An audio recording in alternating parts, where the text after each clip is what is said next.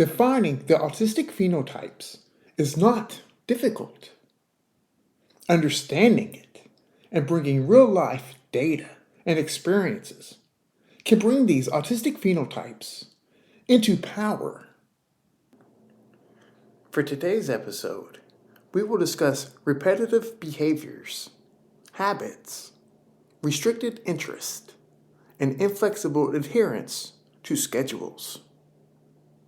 We will expand on the basal ganglia pathways and learn more about the autistic phenotype. These traits are significant for the autistic phenotypes. They are easy to observe from the outside and sources of significant abilities, the superpowers, and sources of disabilities, the superdeficits. Two things. If society neglects these two things, the struggles of the autistic phenotypes will continue. Perpetuating factors here. One, the biology that gives us autism allows us to be comfortable within ourselves. And two, the delta of the autistic phenotype and the amount of being forced into social norms determines the struggles. I cannot say this enough. People hate conflict. And here, be careful defining conflict. It is when something offends our beliefs, offends our capacity to think and make sense of something. We hate that. That is conflict in the nervous system. And the living organism will respond as a reflexive action to that event. Those reflexive responses are a major goal of the nervous system. It just wants to respond. It does not want to work. We love to get to an answer that makes sense to us and think, that must be it, or that is it. When people are working with autism, they need to watch themselves, and this encompasses many systems, from a microsystem to a mesosystem, an exosystem, and a macrosystem. All levels, all interactions of the autistic phenotype. But sticking to the theme of understanding the autistic phenotype, let's parse out the traits. A brief recap on the basal ganglia. The two inputs are the caudate nucleus and the putamen. These are two input areas. These two structures make up the dorsal striatum. Relays include the subthalamic nucleus and the globus pallidus external. And the outputs include the globus pallidus internal and substantia nigra reticulata. These two areas, the globus pallidus internal and substantia nigra reticulata, are similar. And the substantia nigra compacta is a modulator. The direct pathway, our go side, and the indirect pathway, our no-go side, are involved in this. The basal ganglia, especially the dorsal striatum, are critical for learning and shifting into habits. And of course, the basal ganglia is motor movements, where motivations, in quotations, motivations, meet movements. A brief recap on the direct pathway. Excitatory D1 dopamine are used, and the dorsal striatum sends inhibitory signals to the globus pallidus internal and substantia nigra reticulata, which then frees up the thalamus. During the indirect pathway, the dopamine is inhibitory, D2-like, and the dorsal striatum sends signals to the globus pallidus external, and then it recruits the subthalamic nucleus. The globus pallidus external is inhibitory, which inhibits the subthalamic nucleus. This is a so-called disinhibition, which is going to sound confusing. This excites the subthalamic nucleus, and when active, it excites the globus pallidus internal and substantia nigra reticulata. Okay, a lot of autism are captured here, the entire criteria B. And way before any of the questionable DSM language and disorder classifying this phenomena, a lot of autism is restricted, repetitive behaviors. So, repetitive behaviors. Let's start with motor movements. It is important to know the basal ganglia with learning and memory and reward learning and habits. So stimming. These are actions that are satisfying the circuitry running through the basal ganglia, and it captures comfort and calming. Stimming. At 44, stimming still occurs. Not as frequently, but it does happen, and mostly happens during arousal, excitation, being excited, the sympathetic nervous system, which is the excitation, the arousal, the go side of the central nervous system. You must remember the excitation inhibition imbalance, especially now that we have covered the dopamine role in the basal ganglia, the direct pathway and indirect pathway, and the role of GABA in this role, our inhibition neurotransmitter. The substantia nigra compacta for the dopamine and the substantia nigra reticulata for providing GABA to these go, no-go areas. Remember, the nervous system constantly does actions to satisfy itself. It is motivated to return to comfort. Remember, the motivations and movements converge. And remember, motivation here is in quotations. Remember the EI imbalance, excitation, inhibition, imbalance, and how the direct pathway and indirect pathway are attempting to coordinate movements. This is stereotypy as well, sometimes stereotypy. The definition of stereotypy is a misnomer. It says purposeless behavior. People that define that lacks understanding and critical thinking, as always.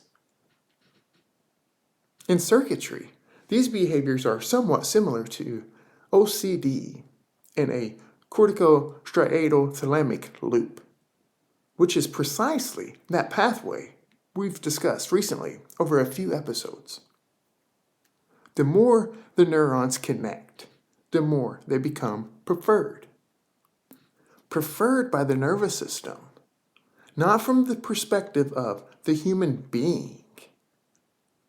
Remember addictions. Addictions is the easiest example. It's easy because it is very extreme, very strong.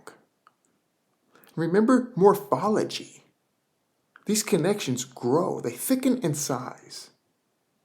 And these connections make us who we are. This is how motivation has a different definition than what you would define it as. Remember the goal of the living organism and the nervous system of building habits. Learning is shifted into habit with repetition. Acting without thinking is this. This frees up energy. The foremost goal of the brain is keeping the organism alive while conserving energy. The metabolic bank accountant. We can split learning and habits into different areas of the dorsal striatum as well. Goal-directed and deliberate action Performing an action and expecting an outcome is more dorsal medial striatum, so a little bit more caudate. Habit forming is more dorsal lateral striatum, so more putamen. The dorsal striatum is responsible for action selection, and in large part, it depends on the signals from the cortex. In this situation, the sensory input and processing, and I do this. In this situation, this environment, I do this. We all do. This explains all of us. We have rule sets. Remember the internal calculators. Sensation and perception equals this action item. It is learning, memory, habit of the environment, and or how the living organism feels. It is a sensory processing. It is the motivation of the living organism and the actions. All of this stuff lives in the nervous system. With motor movements, that is the number one goal of the central nervous system, is to move the living organism. The basal ganglia is where motivation and movements converge. Remember what is unpredictable: socialness, the outside world. With the biology that makes us innate, and neuroplasticity and repetition keeps us there, more strengthening that motivation of the nervous system. You know about criteria A, the social communication and interaction problems. You might not consider how criteria B implicates this. In addition to speech and language circuitry, running through the basal ganglia, these pathways providing implications to criteria A problems. Keep in mind the habits, and our nervous system wants this. We might not want it. But these molecules, these chemicals, systems, connections, and so forth, they are dumb. Dumb, I said. They just want to respond. They don't want to work. But when we do attach enjoyment and pleasure, our definition of motivation, a typical definition, so the things we want and like, this allows us to persist. Now this is the dopamine. And we have no trouble with excitation dopamine. And we mark these repetitions, these interests, with significant signals and connections. More morphology, more increased preference, more repetition, and sameness. A cyclical loop. This circuitry provides B3, restricted, fixated interest, that are abnormal in intensity or focus. And with the lack of adaptive responses, this introduces the circumscribed and perseverative factors in B3. The areas most responsible for people to have adaptive responses.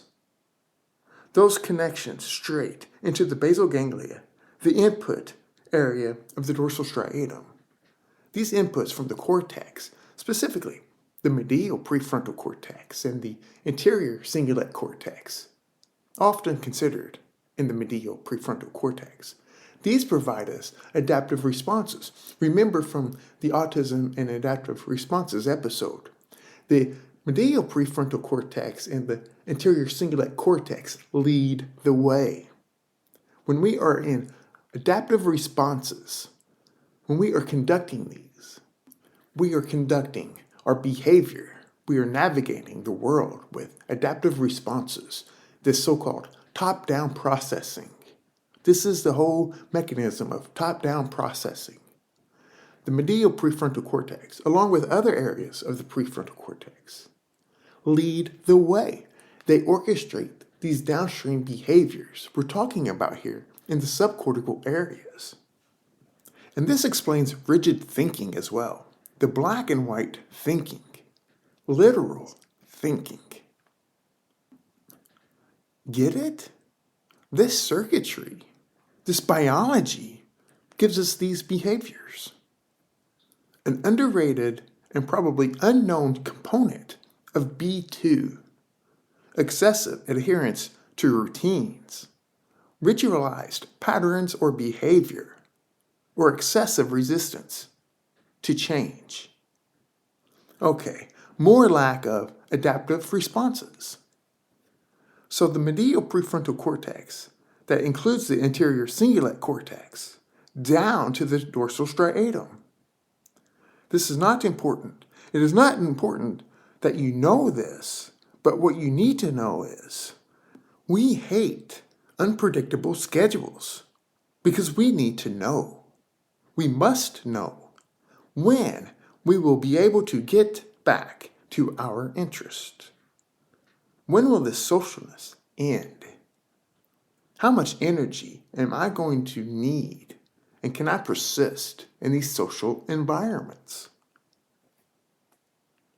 When can I get back to those repetitive interests and habits? Remember language in Leo Kanner's 1943 and Hans Asperger's 1944. This was the case then, and it still is the case. In other words, don't mess with our interest and fixations. Those kids back in the Kanner papers and the Asperger paper, they learn to kind of just attend to the social requirements, get it over with, and then they can get back to their fixations and their interest. They learn to do this. If we have to be attentive in the social setting, if we're forced into these social settings, which is going to happen, because that is how human life operates. If we cannot fully attend to our interests and fixations, this causes a problem. How much time is needed from me, from us? What time can I get back to my interests and fixations? Remember, it's still a prediction machine. The brain is a prediction machine, and it's allocating energy. How much energy is required for this task that I do not like? Remember the internal calculator with the locus coeruleus and the glia cell, the astrocytes. Effort and energy versus outcome. In social settings, the astrocytes will come in fast for the autistic phenotype and shut off that neural energy that's giving us so much effort without providing any outcome. There's no pleasure, so we cannot persist. Those children in those early papers on autism, the first papers on autism, those children learn to interact so they can get back to their preference, their innate internal world, return to their interests and fixations. Now you should get why. Now you should understand the autistic phenotype in these situations a little bit better. This is the reason being forced into these various roles of social norms, the so-called social norms, are not enjoyable, not preferred. They are, quite frankly, harmful. Remember the internal calculator.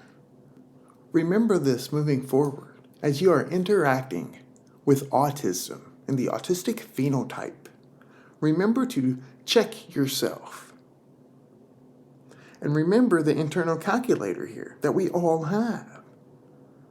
That internal calculator that provides quit versus persist, effort versus outcome. Dopamine is modulating this. It requires neural energy. Everything requires neural energy. So epinephrine and norepinephrine, which is the locus coeruleus that we just talked about. And then acetylcholine channels the neural energy. It focuses it. Acetylcholine is focus. And this is learning. Learning requires epinephrine, norepinephrine for the energy, being able to attend, and then the acetylcholine to focus that energy. Then the dopamine allows us to persist. So the substantia nigra compacta. The basal ganglia, input and modulator. Okay, the more enjoyable, attached, or if there are contingencies, maybe there are external or internal contingencies, two different things there, but they share the same objective. The more we can stay on task. A side note, this loosely explains psychostimulants. This is what those medications are doing and why they are now so popular, especially for school-aged children. The connections of sameness, schedules, repetitions, various repetitions, restrictions, and abnormal fixations and intensity live here. This, both directly and indirectly, implicates the social communication and interaction skills, and the criteria as well. Through altered neurobiology, connections, circuitry, and so forth, in addition to neuroplasticity. So two things there. The autistic phenotype strengthens. It is easy to define these traits, the autistic phenotypes.